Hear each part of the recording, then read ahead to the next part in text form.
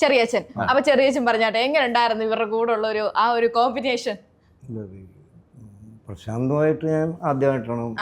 ജയശേട്ടൻ already ഉണ്ടല്ലോ, അതിന് മുന്നേ ഞങ്ങള് ഫാലിമിയിലുണ്ട്. മകനായിട്ട് അഭിനയിച്ചു. ഇപ്പം ചെറിയച്ഛനായിട്ട് പ്രൊമോഷൻ വന്നു. മാത്രമല്ല എന്നെ ഈ ഫഹദിനെയും മറ്റേ ഉത്സവിനെയും ഈ സിനിമയിലേക്ക് എന്നെ നിർദ്ദേശിച്ചത് സാറാണ്, ജഗദീഷ് സാറാണ്. അപ്പോൾ അവർ വഴിയാണ്, സാറ് വഴിയാണ് ഞാൻ ഇതിൻ്റെ അടുത്ത് വന്നു പെടുന്നത്.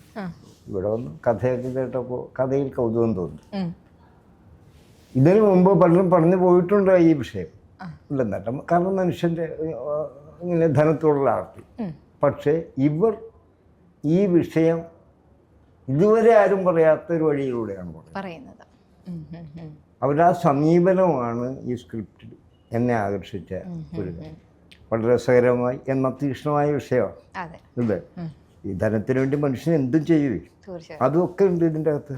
അപ്പോൾ അത് വളരെ ഭംഗിയായിട്ട് അവർ പറഞ്ഞിട്ടുണ്ട്. എനിക്ക് കിട്ടിയ വേഷം എന്ന് വെച്ചാൽ ഫാലിമിക്ക് ശേഷം ഞാൻ കുറച്ച് സിനിമകളൊക്കെ ചെയ്തിട്ടുണ്ട്, എങ്കിലും ഫാലിമി പോലെ തന്നെ ഇതൊരു മുഴുനീള കഥാപാത്രമാണ്. പിന്നെ ഇവരോടുകൂടിയുള്ള അഭിനയം എന്നൊക്കെ പറഞ്ഞാൽ ഞങ്ങൾ അവിടെ ഒരു കുടുംബം പോലെ തന്നെയാണ് കാര്യങ്ങൾ സംസാരിക്കുക. ഞാൻ അഭിനയിച്ചുകൊണ്ടിരിക്കുമ്പോൾ ചിലപ്പോൾ ജഗദീഷ് സർ വന്ന് പറയും, ഇച്ചിരി ഇന്ന പോലെ ചെയ്തത് നന്നായിരിക്കും. കാരണം എന്നെക്കാൾ ഈ രംഗത്ത് സിനിമയിലുള്ള ആൾ, ഞാൻ നാടകത്തിലാണെന്നുള്ളൂ. കാരണം നാടകം രണ്ടും സിനിമയും രണ്ടും രണ്ടാണ്. അപ്പം അങ്ങനെ അത്തരം കാര്യങ്ങൾ സപ്പോർട്ട്, മാനസികമായ സപ്പോർട്ട് എല്ലാ സമയത്തും എനിക്ക് സാറിൻ്റെ ഭാഗത്ത് നിന്ന് കിട്ടിയിട്ടുണ്ട്. പിന്നെ ഇന്ദ്രൻസുമായിട്ട് ഞാൻ ഇതിനു മുന്നേ 1-2 പടങ്ങളിൽ അഭിനയിച്ചു. അപ്പോൾ ആ പരിചയമുണ്ട്.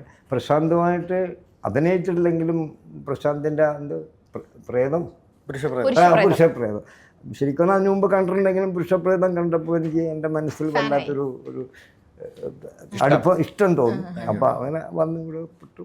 എല്ലാവരും തമ്മിൽ നല്ല അന്തരീക്ഷത്തിൽ പെരുമാറി നല്ല രസകരമായിട്ട് പോയ പടമാണ്.